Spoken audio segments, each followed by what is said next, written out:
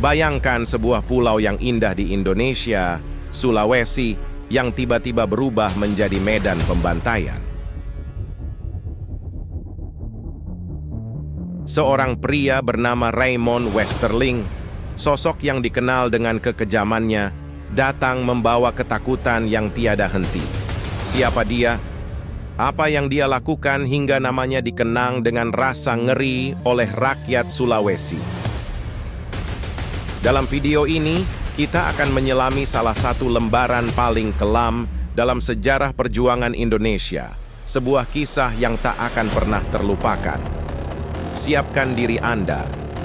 Pada tahun 1946, Belanda mengirimkan pasukan yang dipimpin oleh Letnan Kolonel Raymond Westerling ke Sulawesi sebagai bagian dari upaya mereka untuk mengembalikan kontrol kolonial setelah proklamasi kemerdekaan Indonesia. Westerling, yang dikenal dengan metode brutalnya, diberi tugas untuk menghancurkan perlawanan lokal dan mengembalikan kekuasaan Belanda dengan cara apapun yang diperlukan. Tugas ini akan segera mengubah Sulawesi menjadi medan perang yang penuh darah. Westerling dikenal dengan pendekatan militer yang sangat keras dan brutal. Tidak seperti strategi militer yang lebih konvensional, Westerling memanfaatkan kekuatan militer yang sangat besar dan tidak segan untuk menggunakan kekerasan ekstrim dalam menghadapi perlawanan. Ia melakukan operasi dengan taktik yang menargetkan tidak hanya pejuang tetapi juga warga sipil yang dianggap mendukung kemerdekaan. Strategi ini bertujuan untuk menciptakan ketakutan dan kepanikan di kalangan penduduk. Salah satu operasi terbesar yang dipimpin oleh Westerling adalah Operasi Westerling, yang merupakan serangkaian serangan militer di berbagai wilayah di Sulawesi. Operasi ini mencakup serangan udara, pengeboman, dan serangan langsung terhadap basis-basis perlawanan. Dalam operasi ini, Westerling tidak membedakan antara pejuang dan warga sipil, seringkali mengakibatkan banyak korban di kalangan penduduk yang tidak terlibat dalam konflik. Di Makassar, salah satu kota terbesar di Sulawesi, Westerling melancarkan serangan yang sangat destruktif. Kota ini, yang sebelumnya merupakan pusat perdagangan dan budaya yang makmur, berubah menjadi medan perang yang penuh dengan kekacauan dan kehancuran. Serangan ini melibatkan baku tembak yang sengit, pemboman, dan kebakaran yang menghancurkan infrastruktur dan rumah-rumah penduduk. Selama penyerangan di Makassar, Westerling menerapkan taktik penyerangan yang sangat brutal. Ia memerintahkan serangan dari udara dan pemboman yang menghancurkan banyak bagian kota. Penduduk sipil yang tidak terlibat dalam perlawanan menjadi korban dari kekejaman ini, kehilangan rumah dan harta benda mereka. Kondisi di Makassar selama periode ini adalah gambaran jelas dari kekejaman yang dilakukan oleh pasukan Belanda. Westerling tidak hanya menyerang kota-kota besar, tetapi juga memimpin operasi di pedalaman Sulawesi, di mana medan pertempuran menjadi semakin sulit dan berbahaya. Daerah-daerah terpencil ini, yang dikenal dengan hutan lebat dan pegunungan, menjadi lokasi pertempuran sengit antara pasukan Belanda dan pejuang lokal. Taktik gerilya yang digunakan oleh pejuang lokal membuat operasi ini semakin menantang bagi Westerling. Para pejuang lokal di Sulawesi, meskipun memiliki sumber daya yang terbatas, menunjukkan ketahanan dan keberanian dalam melawan kekuatan Belanda.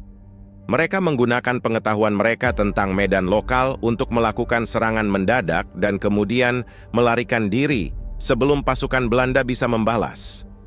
Taktik ini, meskipun efektif dalam beberapa situasi, tidak mampu menghentikan serangan besar yang dilancarkan oleh Westerling. Westerling juga menargetkan desa-desa kecil dan komunitas di sekitar area pertempuran. Dengan menghancurkan desa-desa ini, ia berusaha untuk memaksa penduduk untuk menyerah dan mengurangi dukungan untuk perlawanan. Destruction ini tidak hanya menyebabkan kerugian materi, tetapi juga trauma mendalam bagi komunitas yang terkena dampak. Dalam usaha untuk menekan perlawanan, Westerling tidak hanya menyerang secara langsung, tetapi juga melakukan operasi psikologis untuk menciptakan ketakutan di kalangan penduduk. Penyiksaan dan eksekusi massal dilakukan untuk mengintimidasi komunitas dan menghilangkan dukungan terhadap pejuang kemerdekaan. Tindakan ini menciptakan lingkungan yang sangat menakutkan dan penuh ketidakpastian. Westerling juga menargetkan para pemimpin komunitas dan tokoh masyarakat yang dianggap sebagai ancaman. Dengan mengeksekusi atau menangkap mereka, Westerling bertujuan untuk menghancurkan struktur kepemimpinan lokal dan mengurangi koordinasi perlawanan. Ini menyebabkan banyak keluarga kehilangan orang yang mereka cintai dan memperburuk ketidakstabilan di komunitas. Kekejaman yang dilakukan oleh Westerling menyebabkan kemarahan yang meluas di kalangan rakyat Sulawesi. Dengan meningkatnya jumlah korban dan penderitaan, semangat perlawanan semakin kuat.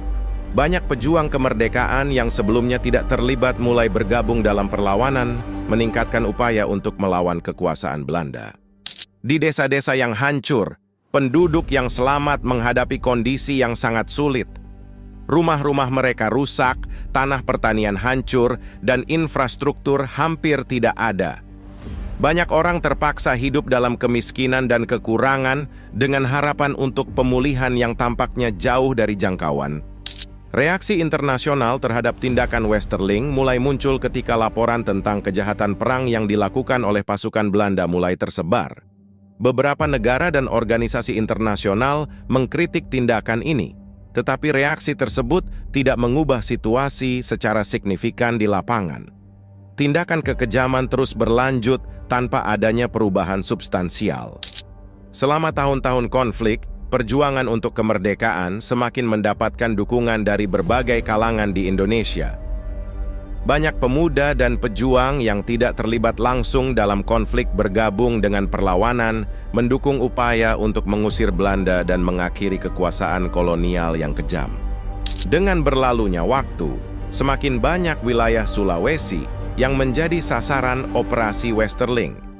Tak hanya operasi militer, tetapi juga upaya untuk menghilangkan identitas budaya dan sosial masyarakat setempat. Pendidikan dan tradisi lokal sering diabaikan atau ditiadakan, mengakibatkan kehilangan besar bagi warisan budaya Sulawesi. Westerling akhirnya meninggalkan Sulawesi pada awal tahun 1949, setelah kampanye militer yang berlangsung selama beberapa tahun. Meskipun meninggalkan wilayah tersebut, dampak dari kekejamannya masih terasa dalam memori kolektif rakyat Sulawesi.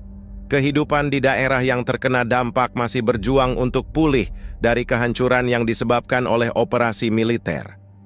Kehidupan di Sulawesi setelah kepergian Westerling tetap penuh tantangan. Masyarakat lokal harus menghadapi kenyataan hidup yang hancur dan memulai proses pemulihan yang panjang. Upaya untuk membangun kembali desa-desa yang hancur dan memulihkan kehidupan sosial dan ekonomi sangat sulit, dan membutuhkan waktu bertahun-tahun untuk kembali ke kondisi normal. Pada akhirnya, kisah Westerling di Sulawesi menjadi bagian dari sejarah kelam Indonesia yang sering diperingati sebagai pengingat tentang penderitaan yang dialami oleh rakyat dalam perjuangan untuk kemerdekaan.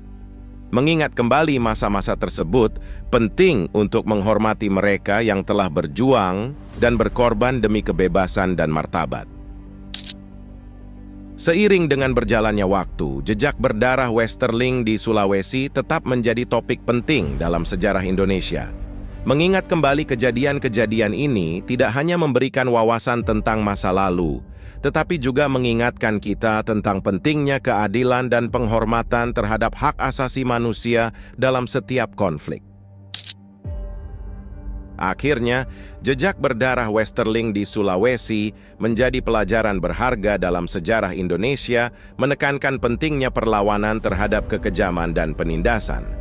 Melalui pemahaman dan pengingat akan masa lalu, diharapkan kita dapat terus memperjuangkan keadilan dan hak asasi manusia untuk semua orang.